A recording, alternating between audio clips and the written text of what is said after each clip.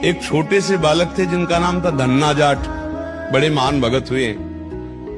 उनको परिवार की मां ले गई कथा सुनाने, तो कथा में कह रहे थे बिना भगवान का भोग लगाए जो खाता है वो पाप खाता है, भगवान की सेवा करनी चाहिए।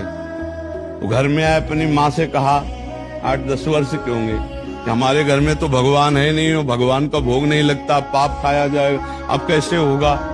तो कथा का आखिरी दिन था, तो पंडित जी के पास गए, कहा कथा आपने सुनाया कि बिना भगवान का भोग लगाए नहीं खाना चाहिए, भगवान हमारे यहाँ तो भगवान है नहीं, तो आप भगवान दे दो। तो उन्होंने देखा कि बच्चा है, तो उन्होंने कहा देखो कथा समाप्त होगी तब भगवान दे देंगे। अब वो दूसरे दिन जब जाने लगे तो उनके पीछे चले, भगवान दे दो गुरुजी आप कह रहे थे। तो उन्होंने सोचा लड़का है, इसको ठाकुर जी तो दे नहीं सकते, तो भांग खाते थे, तो भांग का बट्टा ऊपर का, कहा ये भगवान है ले लो।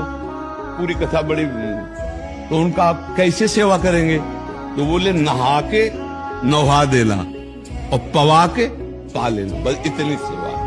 ओ इतने खुशी हो, देखो विश्वास है क्या, भांग का बट्टा, इतने खुशी हो गए कि मुझे ठाकुर जी मिल गए, मुझे भगवान मिल गए। घर में गए, नहाया और ठाकुर जी को ना, वही मतलब भांग के बट्टा को ना, और बाजरे की रोटी गरीब आदमी सामने रखा, पाओ प्रभु। वहां प्रभु कहाँ, एक दिन हो गया, तो उन्होंने सोचा हमारे पास कुछ है नहीं, लगता पंडित जी के पास खीर पुआ सब सामग्री थी तो ठाकुर जी पाते, वो बिल्कुल ठाकुर जी मान रहे हैं। दूसरा दिन हुआ फिर वही बाजरा, तीसरा दिन हुआ फिर वही बाजरे की रोटी। तो वो रो रो करके ऐसे भांग का बट्टा पकड़ा, कहने लगे प्रभु हमारे पास नहीं है कि हम तुम्हें खीर पूड़ी पुआ पवा सके, और गुरु जी ने कहा बिना पवाए पाना नहीं, अगर आप नहीं पाओगे तो हम चाहे मर जाएं लेकिन नहीं पाएंगे।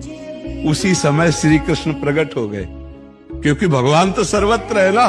भांग के बट्टे की जगह में श्री कृष्ण बैठे हैं, उन्हीं की अवस्था का रूप लेके, और वो और बाजरे की रोटी शुरू कर दी पाना। तो बोले देखो तुम कितने निर्दयी हो, 3 दिन से तो हमें भूख लगी है, और हमारे घर में ज्यादा कुछ है नहीं, 1-2 रोटी माँ बना पाते, गरीब आदमी, पूरी रोटी तुम नहीं पाओगे, आधी हमें दो आधी तुम पाओ।